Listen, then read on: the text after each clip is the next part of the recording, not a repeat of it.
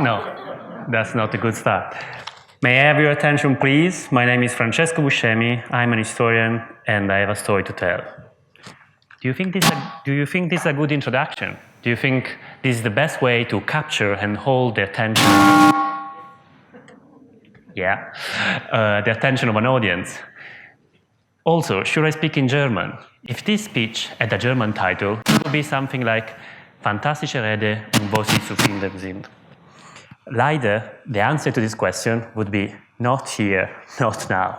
How could I even think to give a good speech in German when I'm not even sure to master the mysteries of the German language? That's why I'm speaking in English with a quite strong Italian accent. But let's be honest, a good speech is not just about this language. What is it then?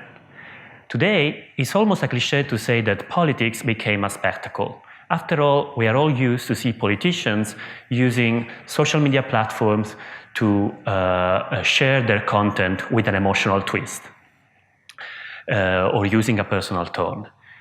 But is this really a new thing? My research deals with these questions, and I try to see how different women and different men use different strategies, techniques, and instruments to reach out their audiences.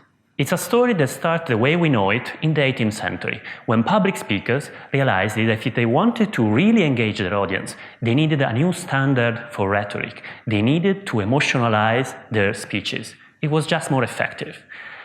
That's what French revolutionaries did. Even if having a good, deep voice was considered, of course, a practical skill when you have to speak to big audiences without a megaphone, revolutionaries knew that if they wanted to be considered eloquent, they needed something more. They needed to know to master the body language. They needed to know how to make facial expressions when to have to talk with someone. They needed to read the cues of their audiences to react to the expectation of their audiences. This is something they learned from preachers or actors. Now we all feel the importance of emotions when we listen to a speech or when we try to deliver one. But the history of emotions that we do here at the Max Planck Institute try to understand why and how.